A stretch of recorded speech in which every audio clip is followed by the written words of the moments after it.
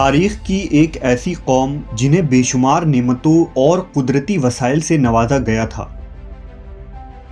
یہ لوگ لین دین اور تجارتی مرکزوں پر اپنی عورتوں کو کیوں لایا کرتے تھے؟ اللہ نے اس بستی میں کس نبی کو بھیجا اور انہوں نے ان کے ساتھ کیا سلوک کیا؟ انہوں نے ایسا کون سا عمل کیا کہ ان پر 2 عذابیں نازل ہو گئیں؟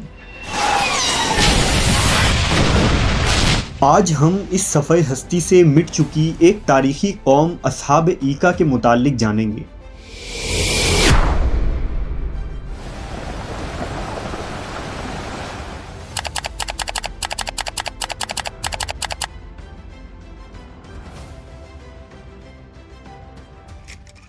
یہ 3000 قبل از مسیح کا زمانہ تھا جب بحر قلزم کے مشرقی کنارہ اور عرب کے شمال مغرب میں مدین نامی ایک بستی آباد تھی۔ اہل مدین کا تعلق سلسلہ بنی اسرائیل سے نہیں تھا، بلکہ یہ قوم دراصل حضرت ابراہیم علیہ السلام کے صاحبزادے مدین کے اولاد میں سے تھے، جو حضرت ابراہیم کی تیسری بیوی قطورہ سے پیدا ہوئے تھے۔ اس لیے حضرت ابراہیم کی یہ خاندان بنی قطورہ بھی کہلاتی ہے۔ مدین اپنے اہل و عیال کے ساتھ اپنے سوتیلے بھائی حضرت اسماعیل کے پہلو میں حجاز کے شمالی علاقوں میں آباد ہو گئے۔ یہی خاندان آگے چل کر ایک بڑا قبیلہ بن گیا، جنہیں تاریخ میں اہل مدین یا اصحاب ایکا کے نام سے جانا جاتا ہے۔ اہل مدین کا زمانہ حضرت موسیٰ علیہ السلام سے پہلے کا زمانہ ہے۔ یہ وہی زمانہ ہے جب سدوم اور عمورہ کے علاقوں میں قوم لوط فساد مچا رہی تھی۔ مدائن ایک ترقی یافتہ اور شہری علاقہ تھا، جبکہ اصحاب ایکا دیہاتی اور بدوی قبیلے کی آبادی والا علاقہ تھا، جہاں جنگل اور بن آباد تھے۔ کہا جاتا ہے کہ ایکا کے معنی گھنا درخت ہوتے ہیں، اور ایسا ہی ایک گھنا درخت مدین کے نواحی آبادی میں موجود تھا، جس کی لوگ پوجا پاٹ کیا کرتے تھے۔ اس لیے ان لوگوں کو اصحاب ایکا کہا جاتا ہے، یعنی قبیلہ کی نسبت سے یہ قوم اہل مدین کہلاتے تھے، اور مذہبی نسبت سے یہ قوم اصحاب ایکا کہلاتی تھی۔ یہ ایک ہی قبیلے یا قوم کے 2 نام تھے۔ اس علاقے میں بہت اچھی آب و ہوا، سرسبز میدان، نہریں اور آبشاروں کی کثرت تھی، جہاں میووں، پھلوں اور خوشبودار پھولوں کے اس قدر باغات اور چمن تھے کہ اگر ایک شخص آبادی سے باہر کھڑے ہو کر نظارہ کرتا تھا تو اس کو یہ معلوم ہوتا کہ یہ نہایت ہی خوبصورت اور شاداب گھنے درختوں کا ایک جھنڈ ہے۔ اس قوم کے لوگ بڑے اور وسیع جنگلات، باغوں اور پھلدار درختوں کے مالک تھے۔ اہل مدین کے لوگوں کا بنیادی پیشہ تجارت تھا۔ اس قوم کے لوگوں کی زندگی پرسکون تھی اور فراوان دولت کے مالک تھے، لہذا اللہ کی عطا کی ہوئی ان نعمتوں کا شکر ادا کرنے کے بجائے اہل مدائن غرور و غفلت میں ڈوب گئے اور زمین میں خوب فساد مچانے لگے۔ دراصل اہل مدائن کے لوگ حقوق اللہ کے ساتھ حقوق العباد میں بھی پامالی کر رہے تھے اور تمام انسانی حقوق کی دھجیاں بکھیر رہے تھے۔ اہل مدائن کفر و شرک میں مبتلا تھے اور درختوں کی پوجا کیا کرتے تھے۔ لین دین اور بیوپار میں بھی وہ بے ایمانی اور ناپ تول میں کمی کیا کرتے تھے۔ راستوں میں بیٹھ کر لوٹ مار کرتے، لوگوں کے اموال چھینتے، غنڈہ ٹیکس وصول کرتے اور قسم قسم کے کفریہ رسم و عقائد کی پیروی کیا کرتے تھے۔ اس زمانے میں ہند، فارس، عراق اور یمن سے جو بھی تجارتی قافلے شام اور روم جاتے، انہیں مدائن کے علاقوں سے ہو کر گزرنا پڑتا تھا، لہٰذا اہل مدائن ان تجارتی قافلوں سے بھاری خراج یعنی ٹیکس لیے بغیر ان کو یہاں سے گزرنے کی اجازت نہ دیتے تھے۔ انہوں نے بین الاقوامی تجارتی راستوں پر اپنا قبضہ جما رکھا تھا اور قافلوں سے ٹیکس وصول کر کے خوب مال کماتے تھے۔ شاید اہل مدائن ہی دنیا کی وہ پہلی قوم تھی جنہوں نے ٹیکس لینے کے رواج کی شروعات کی، لیکن ان ٹیکس کی وصولی کے باوجود ان کے مال کی حرص کبھی کم نہ ہوئی، اور وہ لوگ ان راستوں پر گزرنے والے قافلوں پر حملہ کر کے انہیں لوٹ لیا کرتے تھے۔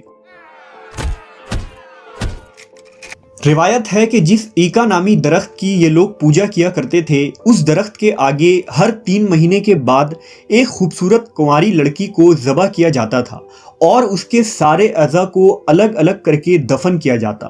ان لوگوں کا ماننا تھا کہ اگر ایکا درخت کو دوشیزہ کی قربانی نہ دی گئی تو ہمارے کاروبار ختم ہو جائیں گے۔ اسی طرح زناکاری اور فحاشی کا یہ عالم تھا کہ انہوں نے اپنے بازاروں میں خاص انتظام کر رکھے تھے۔ یہ لوگ اپنی بہنوں اور بیویوں کو اپنے کاروباری مرکزوں پر اوریاں لباس میں بٹھا دیا کرتے، اور جب کوئی تاجر آتا تو وہ شہوت کے ہاتھوں مجبور ہو کر ان لڑکیوں میں مصروف ہو جاتا، جس سے وہ ناپ تول میں خوب کمی کرتے اور اکثر چیزیں ہی بدل ڈالتے تھے۔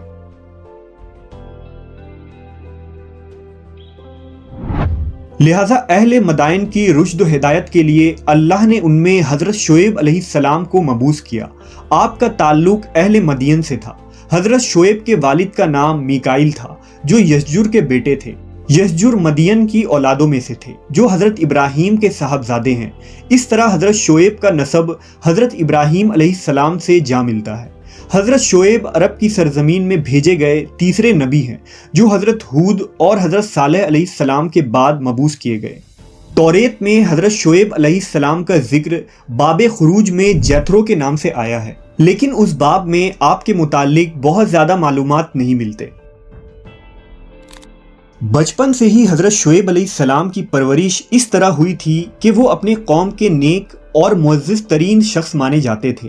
آپ انتہائی نیک، ذہین اور شریف النفس انسان تھے۔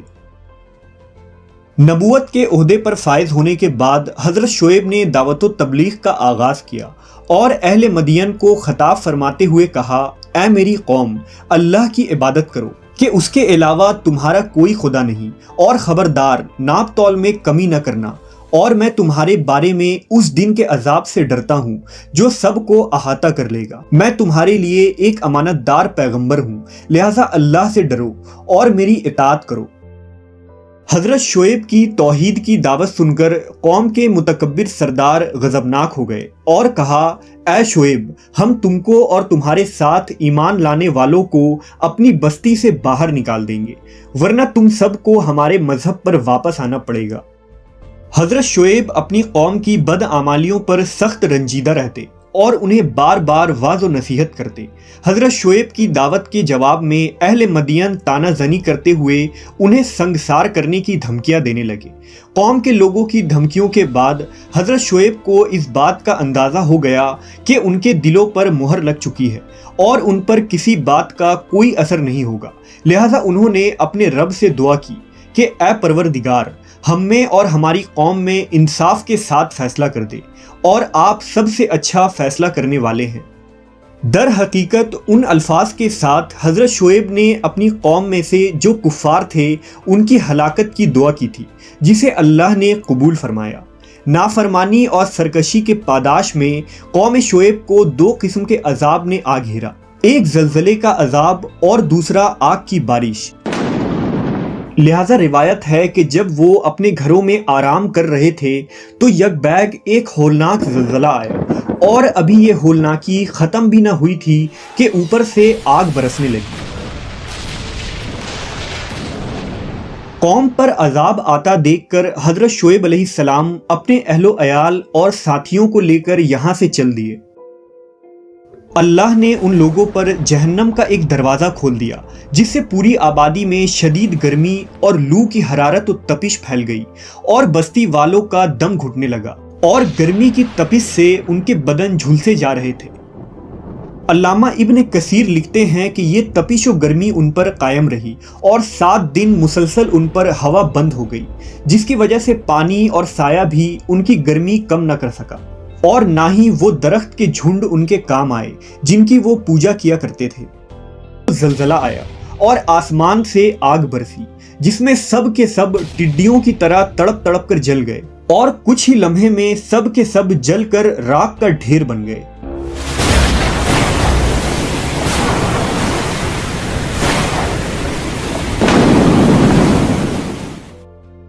اگلی صبح یہ سرکش اور مغرور قوم اوندھے اور جھلسے پڑے تھے، اور یہ سرسبز و شاداب علاقہ جو کل تک مدائن کہلاتا تھا تاخت و تاراج ہو چکا تھا۔ مفسرین نے لکھا کہ حضرت شعیب علیہ السلام مدائن سے ہجرت کر کے مکہ آ گئے اور آخر دم تک یہیں قیام رہا۔ حضرت شعیب نے 400 سال کی طویل عمر پائی اور کعبہ شریف کے غربی جانب مدفون ہوئے۔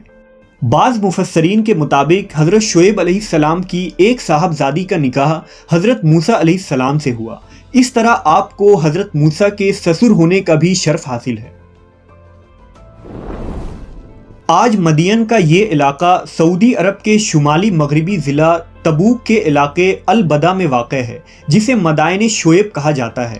مغرب میں سب سے پہلے برطانوی سیاح روپیل نے سال 1850 میں مدائن شعیب کا سفر کیا تھا۔ اسی طرح مشہور مورخ حمد الجاسر اور یعقوبی نے بھی اپنی تصنیف میں مدائن شعیب کا تذکرہ کیا ہے۔ ان تحریروں کے مطابق یہ علاقہ 2000 سال قبل مسیح تک آباد تھا۔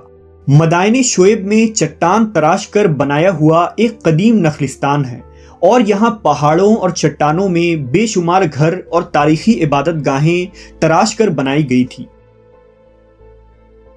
آج مدائن شعیب کے یہ ویران نخلستان، وادیاں اور بوسیدہ کھنڈرات چیخ چیخ کر یہ گواہی دے رہی ہیں کہ حقوق العباد کی پامالی کرنے والے ظالم قوم پر جب قہر الہی نازل ہوتا ہے تو وہ صفحہ ہستی سے ہی مٹ جاتے ہیں۔ اصحاب ایکا اور اہل مدائن کو اس روئے زمین پر نشان عبرت بنا دیا گیا، جنہوں نے سچے رسول کا انکار کیا اور شرک و کفر اور تجارتی معاملات میں کمی بیشی کر کے اللہ سے بغاوت کی۔ آج نوع انسان کو صفحہ ہستی سے مٹے ہوئے ان قوموں سے سبق لینے کی ضرورت ہے۔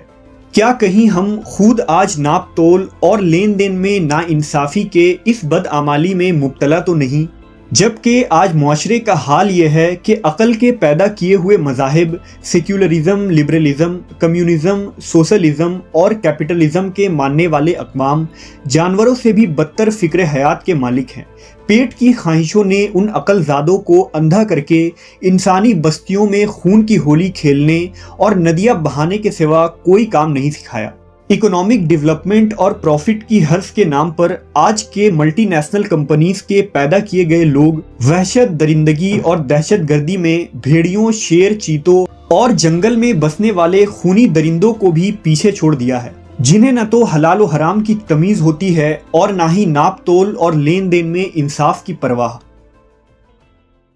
لہٰذا انسانیت کے لیے اسی میں فلاح اور بھلائی ہے کہ وہ اسلام کی دی گئی تجارتی اصولوں اور صاف ستھرے معاملات کو اختیار کرے اور آخری نبی حضرت محمد صلی اللہ علیہ وسلم کی مثالی شخصیت کو اپنائے۔